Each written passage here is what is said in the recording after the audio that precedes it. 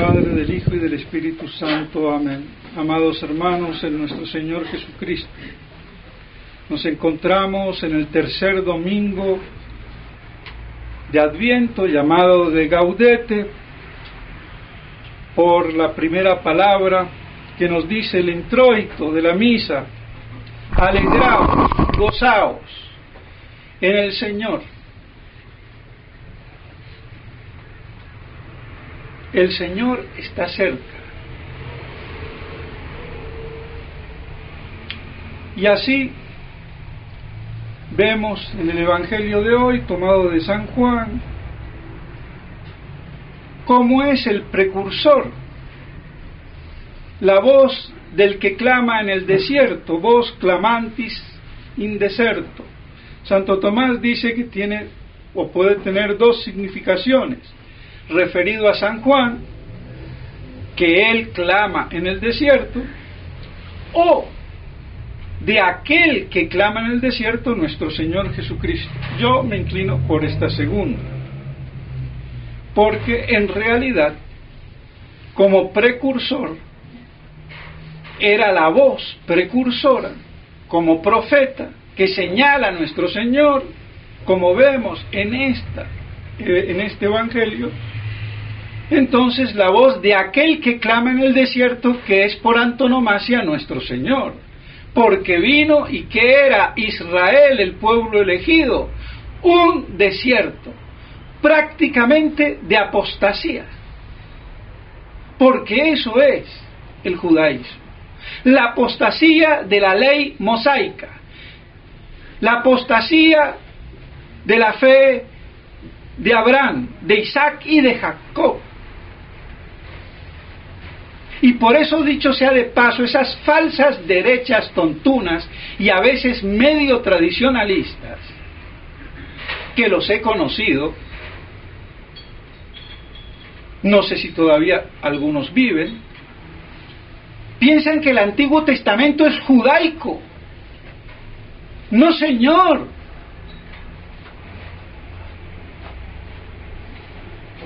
No es judaico. Justamente el judaísmo es la corrupción del Antiguo Testamento, de la ley de Moisés. Eso hay que tenerlo clarísimo. Y nuestra fe es la misma que la de Abraham, de Jacob y la de Isaac, en la Santísima Trinidad, que ellos conocían explícitamente y que el pueblo no lo conocía explícitamente, pero creían en ello implícitamente. Y esa es toda la diferencia entre el Antiguo y el Nuevo Testamento, y no como dicen grandes teólogos, incluso el padre Castellani, que la diferencia está en la revelación de la Santísima Trinidad. Eso es un error teológico grave. Bueno, se equivocan los grandes, ¿cuánto más me podré equivocar yo? Pero las cosas como son. Para eso tenemos la cabeza puesta sobre los hombros, para no repetir como loros los deslices de los grandes, porque cuando un grande se desliza, ¡ay, madre mía!, ¿qué se espera de allí para abajo? Por eso, entre más altos está en la cumbre de la jerarquía religiosa, intelectual, social, política o lo que sea, cualquier desliz proyecta una sombra muchísimo más grande hacia abajo. Pues bien, así entonces, esa gran expectativa que tenían los judíos, los fariseos, esa sífilis de la religión. Uy, el padre se le escapó sífilis. ¿Y quién lo dice? No lo digo yo. Lo dice el padre Castellani. Yo lo repito como loro y adhiero a eso. La sífilis, y hoy diríamos peor, el SIDA, o SIDA sifilítico, como les gusta. Porque no puede haber corrupción más grande de la religión que el fariseísmo, y eso no es atributo exclusivo de los judíos. Aún de los católicos y aún de los tradicionalistas, fariseos. ¿Y cuándo se es fariseo? Cuando se conculca la verdad conocida y sobre todo la verdad revelada, y eso es el pecado del Espíritu Santo. ¿Y quién lo dice? El Padre Castenali, no lo digo yo. Pero lo repito, lo afirmo y lo confirmo. El pecado contra el Espíritu Santo, en su culmen máximo, en el Everest, es impugnar la verdad conocida. Y en este caso, hecha carne, el verbo. Y así los judíos, expectantes de la promesa hecha a Abraham, antes de ser circuncidado, fue después que se circuncidó, y ya era hijo de Dios. La circuncisión vino a ser el pacto formal, si se quiere decir así, en la carne, por aquello de la vía generativa, que estaba viciada por el pecado original y que se transmitía por ahí. Esa es la significación de la elevación del prepucio. Pues bien, entonces, así tenemos cómo Abraham es el padre de todos los que tienen fe, circuncidados o no, porque hoy en día la circuncisión es inútil, salvo si hay una enfermedad, o para prevenir una enfermedad. Eso es otro cuento, o mejor dicho, otra cosa, porque no es ningún cuento. Y esa fue toda la disputa, dicho sea de paso, entre San Pedro judaizante y San Pablo. Porque los judíos convertidos y fieles querían que los gentiles se cortaran el prepucio. No, señor. Eso ya pasó, no es necesario. Ahora hay el bautismo, del cual la circuncisión era una figura. Y una figura limitada, porque las mujeres no se circuncidaban. ¿Cómo se iban a circuncidar? ¿Y qué pasaba?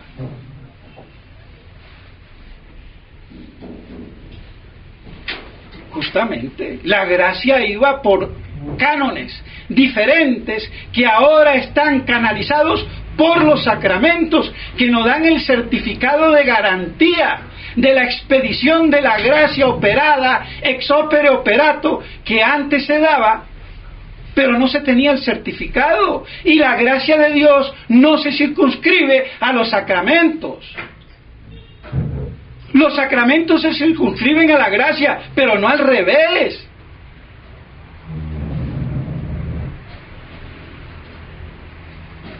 Y como la gracia está sustentada por la esperanza y la fe, sin fe, tutía de sacramentos.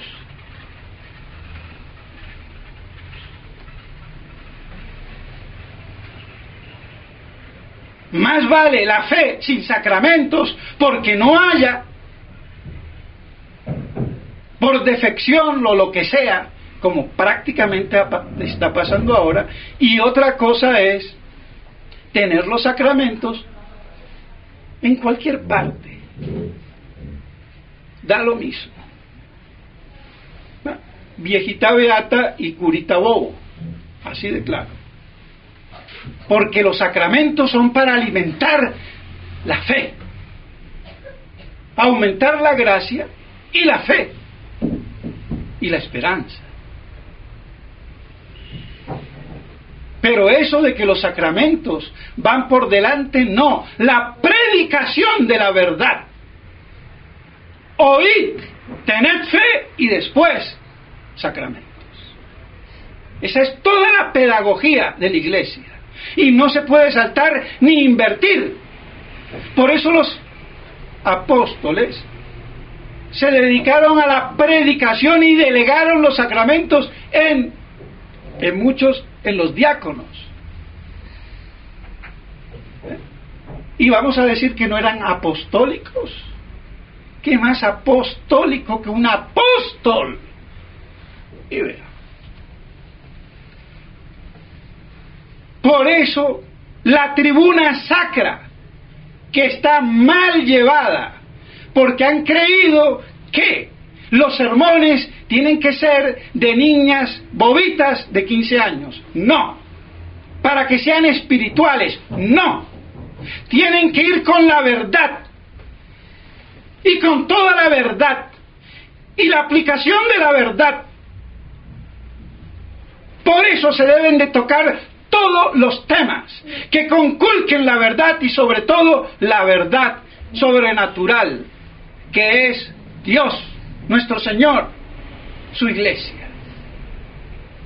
Y eso es una falsa concepción de sermones espiritualitos. ¿Y de qué virtud me van a hablar? De las 5 vírgenes bobas, muy vírgenes, muy virtuosas, que más virtuosa que una mujer virgen. Y vea, al infierno por idiotas. Así de claro. Pero como queremos que los sermones sean con perfume francés, sí, para gente del tercer sexo, será. Y de todos los que son, sin serlo, los liberales, que yo no soy, pero lo permito, lo contemplo, no lo hago, pero tranquilo, mucho gusto. Pues no. Eso es ya claudicar, y esos son peores. Porque esos son los que posibilitan lo otro. Que se haga derecho. Y a ver, un derecho deshecho. Y por eso vamos patas para arriba. Eso se llama revolución anticristiana. Y ahora estamos en la última fase. Y así todo, no queremos ver, no querer entender, no querer comprender. Bueno, ¿qué vamos a hacer? Infinito el número de los estultos, y para decirlo más en castizo, de los imbéciles. Y para no ser imbécil, tratar de no serlo por lo menos, porque siempre algo tontos somos, pero hay que reconocerlo. Como yo soy tonto, o puedo ser más tonto todavía, tratar de no serlo, corregirme. Pero si no lo hago, entonces ya soy imbécil con el título adquirido. Pero eso suena duro. Y bueno, más duro le va a sonar, va de retro. Ni te me acerques. Infierno. Pero bueno, así entonces vemos cómo mandan escribas, levitas a preguntar: ¿y tú quién eres? Ellos tenían la promesa hecha a Abraham, el sello, el certificado, la circuncisión, como testimonio de esa alianza. Y sabían bien que el Mesías, que eso quiere decir el Cristo, Elías o su discípulo Eliseo, estos dos grandes profetas, eran los que podían bautizar. Por eso, ¿quién eres tú? No soy el Cristo, no soy el Mesías. Elías eres tú, no soy Elías. El profeta Eliseo. O también se podría tomar el profeta por antonomasia, pero eso ya está contestado, sería Cristo. Entonces, más como dice Santo Tomás comentando el Evangelio de hoy, el profeta Eliseo, que le decían el profeta porque fue el discípulo de San Elías, y cuántos milagros no hizo, hasta resucitaba muertos. Pues bien, entonces, ¿quién eres? Yo soy la voz del que clama en el desierto. Sea que fuera él o nuestro Señor, que para mí es más enjundioso, que es la voz de aquel que clama porque era el precursor, y yo no soy digno de desatar la correa de su calzado. Él ha sido preferido a mí, Él viene después de mí. Y ahí está, ahí lo tenés, esa es la profecía señalada a dedo. Todas las otras profecías, incluso la de que vio Moisés, eran de futuro. Aquí era ya presente, el futuro hecho realidad. Por eso la grandeza como profeta, y más que profeta, porque dijo, aquí está, y ya con eso cumplió con su deber de precursor del Mesías. ¿Y por qué bautizas entonces?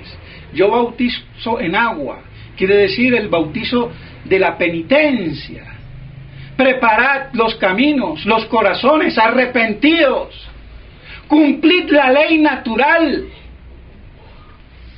porque sin ley natural no hay ley sobrenatural. Para que yo cumpla la ley sobrenatural, tengo que cumplir la moral natural, la ética mínima, si se quiere, inscrita en la ley natural, que se pervierte, como en los pueblos salvajes. Esos son los pueblos salvajes, no si son indios o no son indios, si son blancos o son negros. El salvaje, indio o no indio, porque había indios salvajes y indios civilizados. ¡Ojo! Es el que pervierte la ley natural. Y los paganos eran medios indios, porque habían pervertido la ley natural.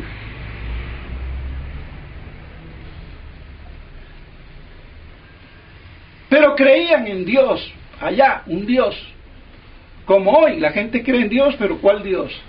Da lo mismo, Buda, Tutankamón o el que sea.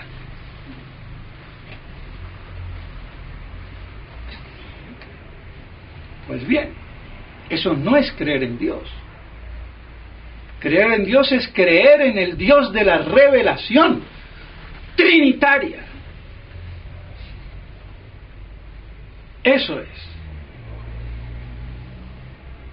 Revelación que ya venía, de la revelación primera o primordial hecha a Aram por vía oral, y que después, a raíz del pecado de Caín, y ya un poco con el mismo pecado original, pero ya con Caín, comienza la cábala mala, la transmisión oral desvirtuada.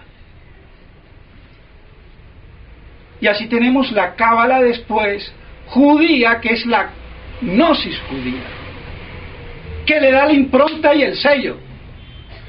Por eso el judaísmo es cabalístico, gnóstico cabalístico, y de alto vuelo.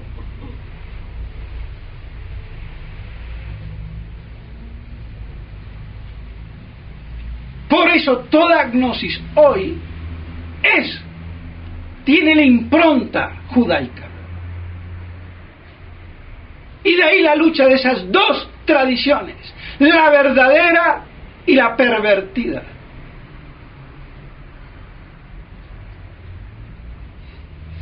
Lean al padre Membiel, de la cábala al progresismo, ahí está. Entonces, ya había una revelación primitiva y había una ley natural. Se pervierte, se cae en el paganismo. Dios no creó al hombre en el paganismo. El paganismo es la respuesta de esa apostasía a la revelación primitiva. Y viene la ley escrita, que era primero oral a Abraham en la promesa, y Moisés pone por escrito. ¿Y qué pasa? El judaísmo la corrompe. Viene la ley evangélica del amor del Nuevo Testamento, que contiene todo lo otro, más la plenitud de los tiempos. El Mesías está aquí, el Emanuel con nosotros. Oídle. No soy digno de desatar la correa de sus sandalias. Yo bautizo en la penitencia. Pues bien, así tenemos entonces esa triple economía, si podemos decir así. Y el Nuevo Testamento, que fue oral, nuestro Señor no escribió ni una jota, a menos que haya escrito cuando en el suelo, cuando querían lapidar a esa mujer. Oral. Y después los evangelistas por escrito la ponen. Por eso la revelación escrita y oral, y en primer lugar oral, porque la escrita viene después.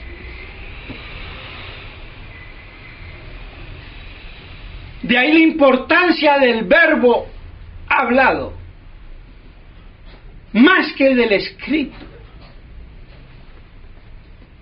Y ya se ha perdido esa capacidad. Dicho sea de paso. Pues bien, entonces, así los fariseos quedan desconcertados, se van.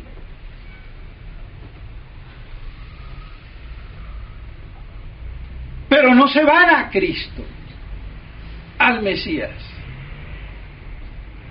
Y cuando se van es para matarlo, crucificarlo. El culmen del pecado contra el Espíritu Santo.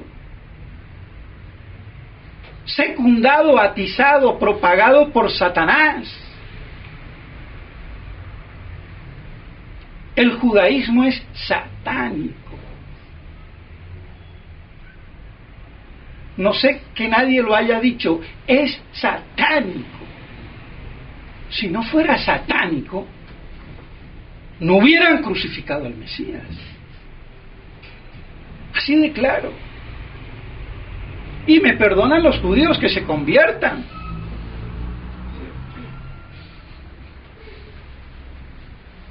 Pero las cosas como son. Y si ya que hay tanta libertad, yo tengo libertad de decir lo que se me dé la gana.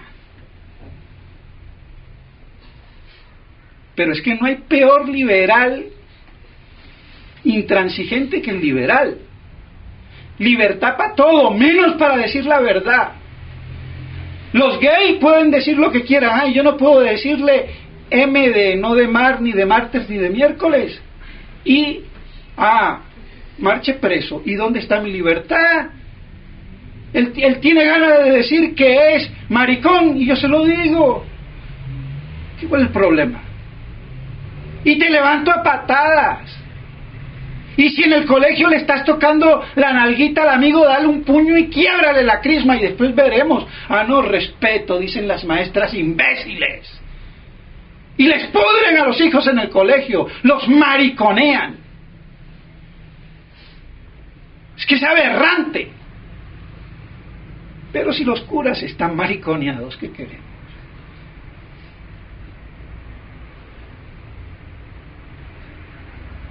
Y voy a dar un ejemplo, pero antes quiero cerrar la partecita esta del Evangelio. Ya vemos entonces cómo San Juan cumple con su ministerio de precursor y de profeta, al punto de ser el profeta más grande del Nuevo Testamento en su primera venida, y otro Juan del Nuevo Testamento en su segunda venida, o San Juan Evangelista con el Apocalipsis. Y el gran profeta del Antiguo Testamento, Moisés, como dice Santo Tomás. Y San Juan Bautista como el santo más grande del Antiguo Testamento, como dice el Padre Castellani, porque nuestro Señor dijo que no ha nacido hombre hombre más grande de mujer, pero el más pequeño del reino es mayor que él. ¿Ven cómo se compensan las cosas? Se equilibran, se armonizan.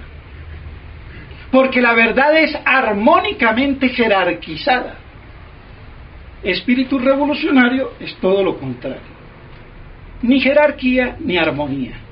Patas para arriba. O sodomizados, que es tener las patas para arriba.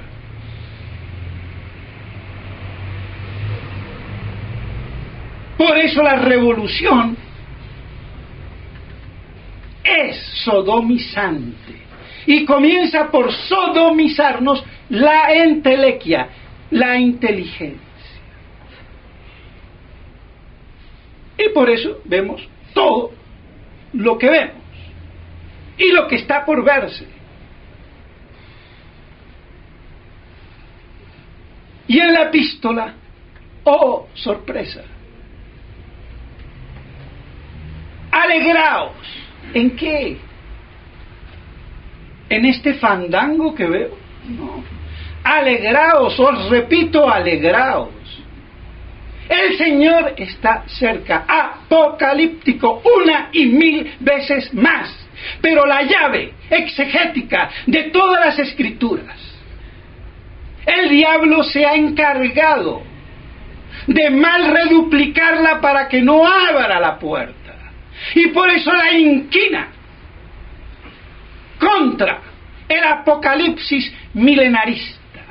Y es la inquina contra Cristo Rey milenario. No hay término medio. En la recta final ya no hay término medio. Con Cristo Rey milenarista, porque ese reino es aquí y no allá. Advenia regnum tuum, aquí. Y la tradición, como respuesta a toda la apostasía modernista, se dividirá, y ya está dividida, entre apocalípticos milenaristas y antiapocalípticos milenaristas,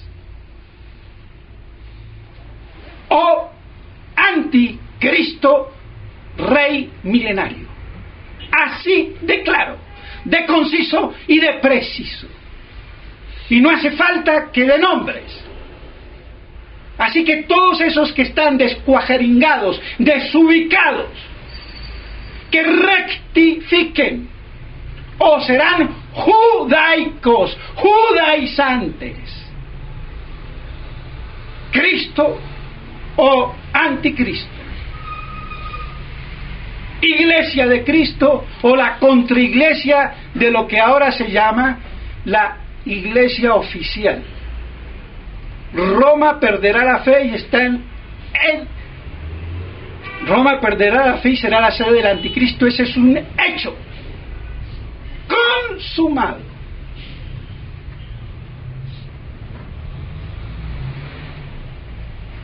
El que lo quiera ver a los ojos de la fe,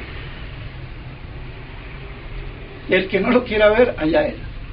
Yo cumplo con mi deber y por eso no voy a dar un paso para atrás ni para tomar impulso. El que se meta con estos intangibles,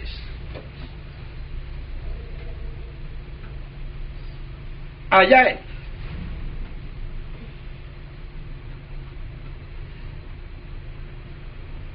Está cerca.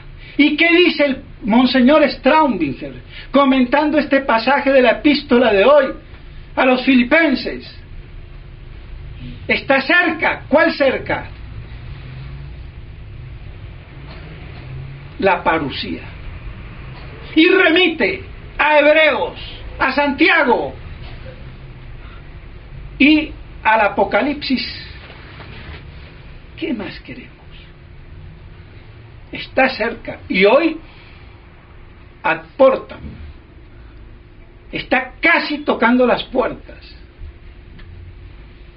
Y todavía creemos en falsas restauraciones judaicas,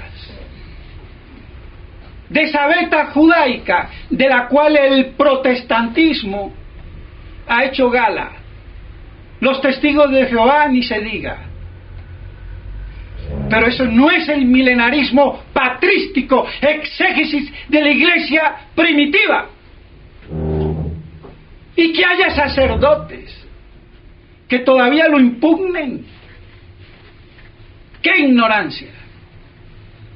Y no se me va a pelar la lengua para decirles brutos, ignorantes. Si sabed, hablad. Y si no, callad. Porque aquí estoy yo. ¿Qué orgullo? Sí. Por la verdad.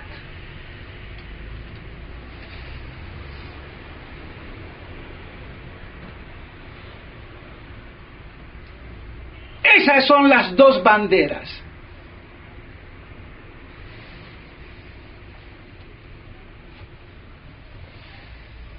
Tanto que se predican en los ejercicios. Apliquémoslas a la realidad. Que los ejercicios de paso de San Ignacio y los que sean comienzan cuando se terminan y no como cree la gente tontunamente que se acabaron. No, señor. Ahora que os vais, ahí comienzan los ejercicios para que apliquéis lo que se ha aprendido. Si no, de nada sirve. Me miro a la cara en el espejo, me doy la vuelta y no sé ya quién soy. Pues bien, está cerca. Más claro, más apocalíptico, y vemos cómo la natividad hace siempre alusión a la segunda venida, sin la cual quedaría trunca. Por eso,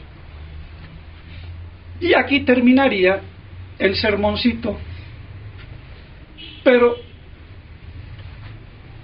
siempre hay algún obispo que mete las de andar, para no decir las patas, y toca marcar el guión. Pero para marcar el guión, primero una pequeña aclaración. Es mucho peor los pecados del espíritu que los de la carne. El diablo no tiene carne, no peca ni de lujuria ni de gula, por lo menos. Pero peca tremendamente. Los pecados de la carne son los más crasos, los que más se ven, pero los peores son los espirituales. Luego es peor el que mata o corrompe el alma que el que mata o corrompe el cuerpo. Por eso es peor un hereje que una prosti. El uno corrompido espiritualmente, la otra corrompida en la carne. Y así todo, algunas se arrepienten y se salvan. Tenemos casos en la historia. Pero la corrupción intelectual, religiosa, doctrinal, la que mata el alma, es lo peor. Y hoy en día, ¿quiénes matan el alma? Todos aquellos que hacen derechos y leyes, que avalan toda la inversión o sodomización espiritual, religiosa, y que tienen consecuencias políticas y hasta económicas. ¿Y de dónde salen esas leyes? Del Parlamento Europeo, oficialmente. Porque antes que se las den a esos imbéciles, salen de otras partes. Pero ahí como si toma su visibilidad, si se puede decir ahí. En esa Babilonia, en ese lupanar, en ese prostíbulo del pensamiento, de la religión y de la doctrina, sin que haya prostis,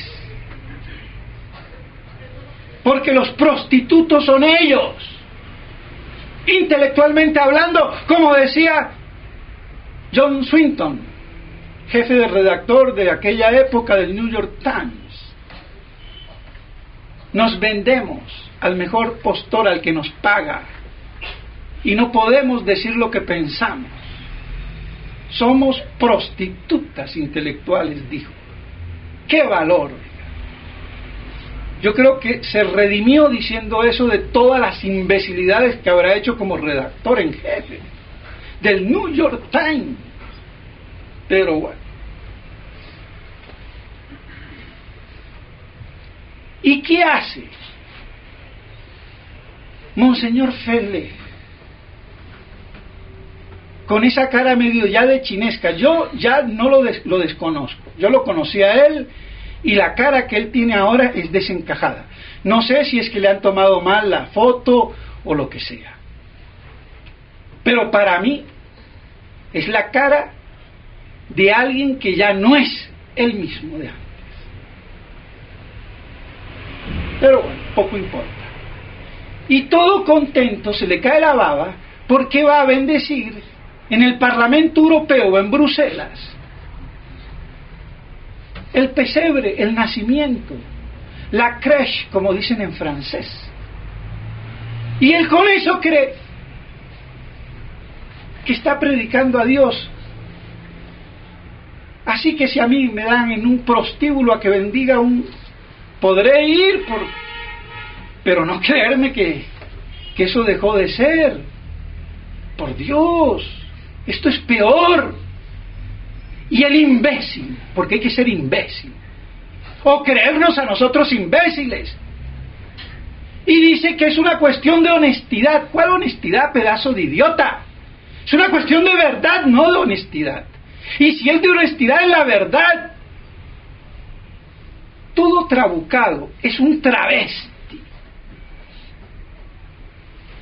Ni es modernista, ni es tradicionalista. No es ni hombre ni mujer, las dos cosas. Travesti. Intelectual, religiosamente hablando. He dicho, soy duro. Y no perdono. Porque la verdad no perdona cuando se la conculca. Misión divina.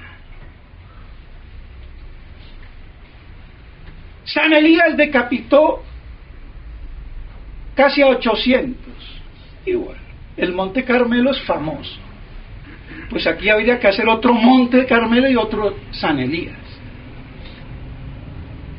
Y si no es tan san, por lo menos con una cimitarra 10 veces más y decapitarlos a todos estos tontunos.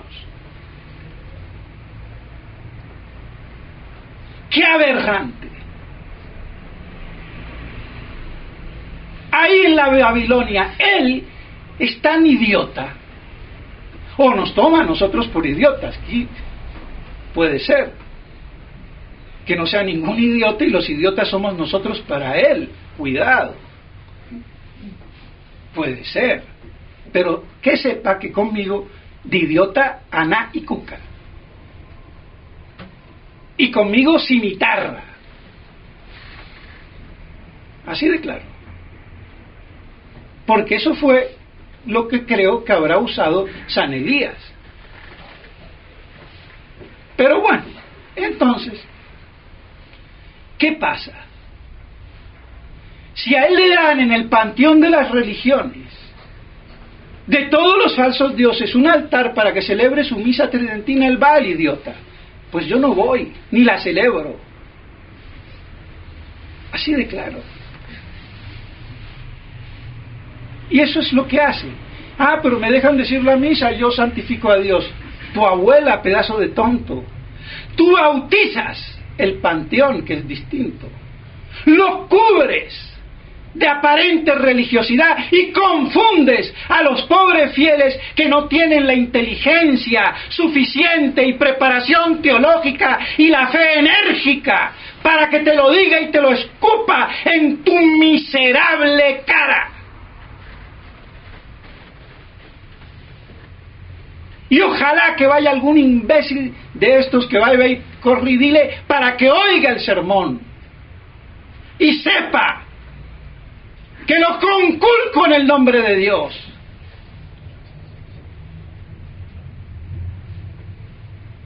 ¿Por quién nos ha tomado?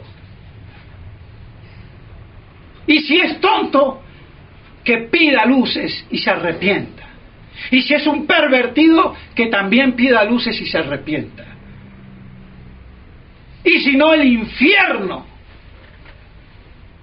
con la mitra que llevas puesta.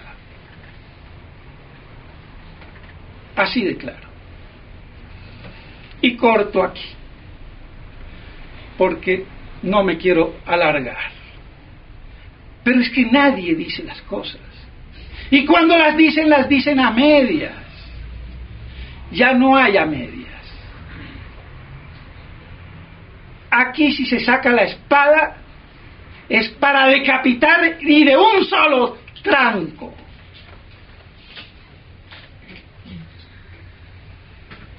Alguien tiene que decirla. Si me toca a mí, pues bueno.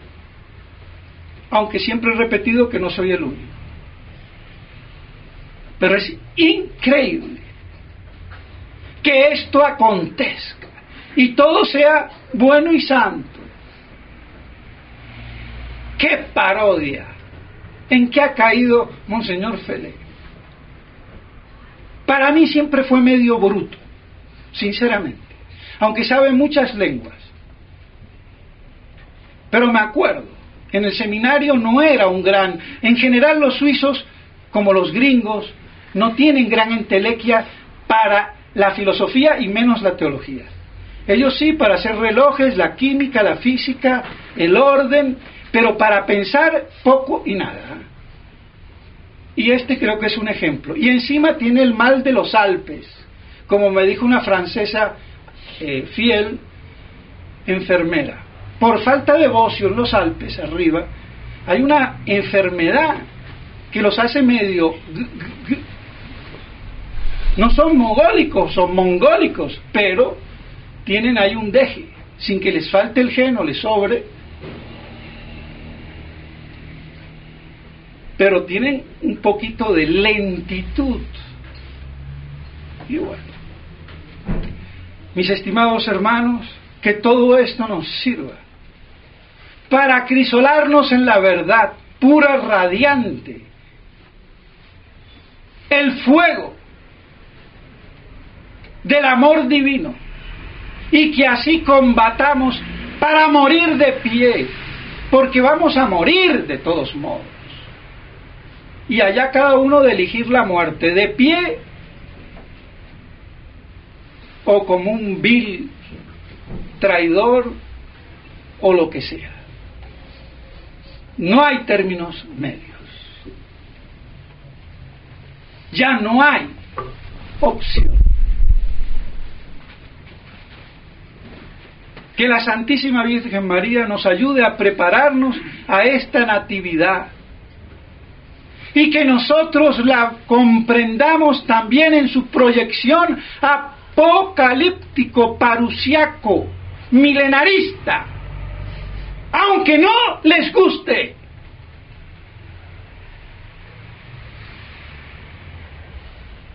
Pues bien, mis estimados hermanos, no que no les guste a ustedes, me refiero a aquellos que se oponen. Quede claro. Pues bien, así entonces, mis estimados hermanos, alegraos, gozaos. Filipenses, epístola de hoy, San Pablo. El Mesías está cerca. Y hoy mucho más cerca. Qué bienaventurada esperanza para resistir incolumnes ante esta debacle, escisión y gran apostasía de las naciones de los gentiles, que Monseñor Felé les va a bendecir su órgano jurídico, político, con un pesebre. Este es tan tonto que le regalan una estampita y ya se le cae la baba.